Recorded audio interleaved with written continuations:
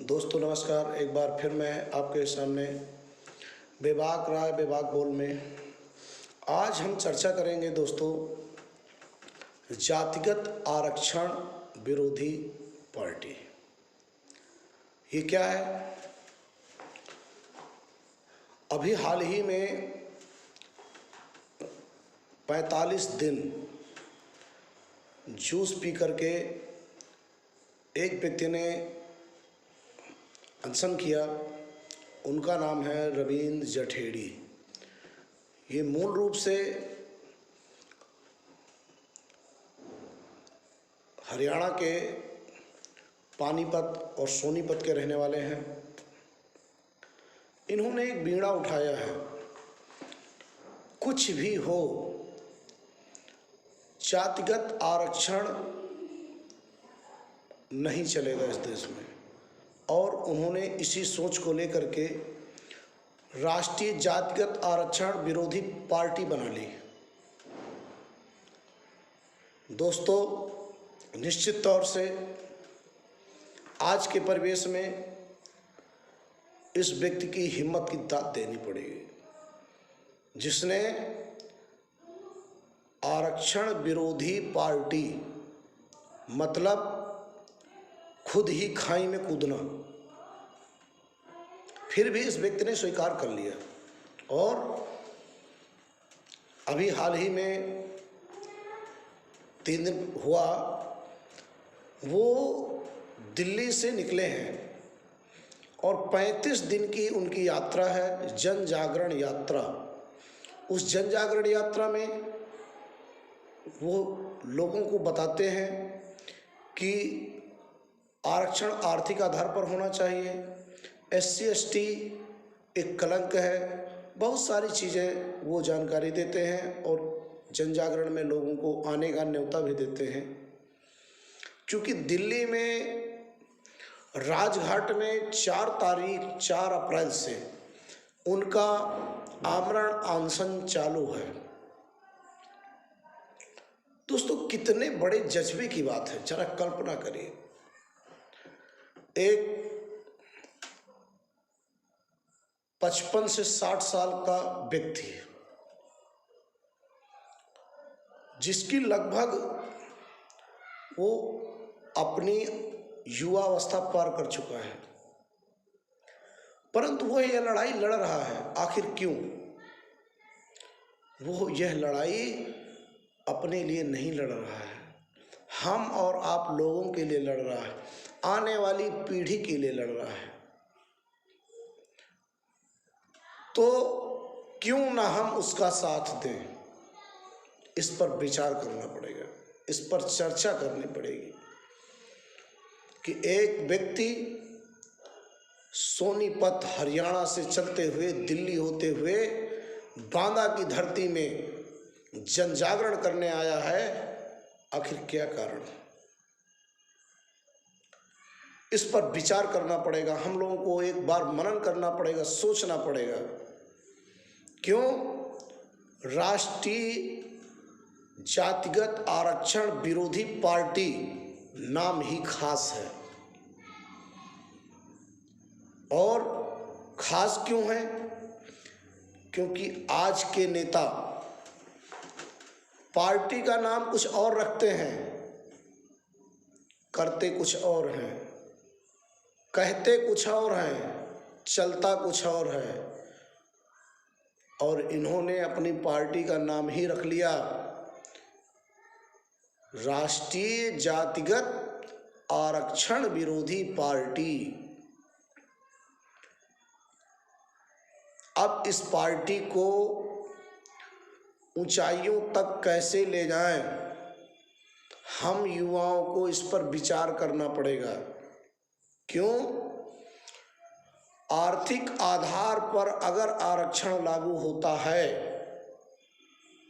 तो सबसे ज़्यादा फायदा उन तबकों को है जिन्हें वास्तव में आरक्षण की ज़रूरत है। क्योंकि एक IAS के परिवार में क्या आरक्षण की ज़रूरत है? नहीं है। परंतु अगर वह व्यक्ति SC ST का है और IS है तो भी वो आरक्षण का लाभ ले रहा है। और अगर यही आरक्षण आर्थिक आधार पर लागू हो जाएगा तो उस IS को इसका लाभ नहीं मिलेगा। तो जरा कल्पना करिए और विचार करिए कि उन गरीब भाइयों का हक कौन मार रहा है। अभी मैं आपको एक छोटा सा उदाहरण देता हूं। बिहार के पूर्व मुख्यमंत्री लालू यादव की पुत्री मीसा भारती आरक्षण कोटे से MBBS की डिग्री हासिल की है। अब आप ये बताइए, जो 3 बार मुख्यमंत्री रहा, जिसकी पत्नी मुख्यमंत्री थी, क्या उसको आरक्षण की जरूरत है? जरा कल्पना करिए। तो ये हक किसका मार रहे हैं? अपनी ही बिरादरी के उन गरीब भाइयों का ही तो मार रहे हैं। हम इस पर क्यों विचार नहीं करते कि अगर आरक्षण आर्थिक आधार पर लागू होगा तो सबसे ज़्यादा फायदा उन लोगों को होगा जो बहुत पिछड़े हुए हैं, बहुत आर्थिक टूट चुके हैं।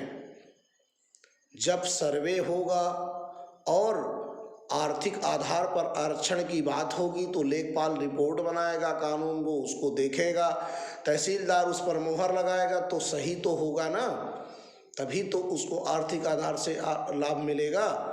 और जातिगत आरक्षण में क्या है कि वो IS हो, मंत्री हो, बस कोई दिक्कत नहीं है, जातिगत आरक्षण है, अपनी जात लिखी और आरक्षण का लाभ ले लिया। तो नुकसान किसका है, घाटा किसका है, फायदा किसका, इस पर विचार करना पड़ेगा। चर्चा करिए आप लोग। क्यों? नेता तो आरक्षण कभी नहीं चाहेंगे। सत्ता पार्टी के नेता या विपक्ष के नेता कभी नहीं चाहेंगे कि आरक्षण समाप्त हो। क्यों? यह उनका गेम प्लान है, वोट का गेम प्लान है। क्यों? आपको लग रहा होगा कैसे गेम प्लान है? गेम प्लान इसलिए है, कुछ जातियों को आरक्षण के से लुभाते हैं, कुछ जातियों को SC ST से लुभाते हैं, कुछ जातियों को OBC से लुभा देते हैं, और इसी तरह से पिछड़ी जाति, OBC, आरक्षण, बैकवर्ड, फलाना ठिकाना ढिमका सारी बातें करते रहते हैं और वोट मिलना चाहिए। उनका तो सीधे सीधे ये फंडा है।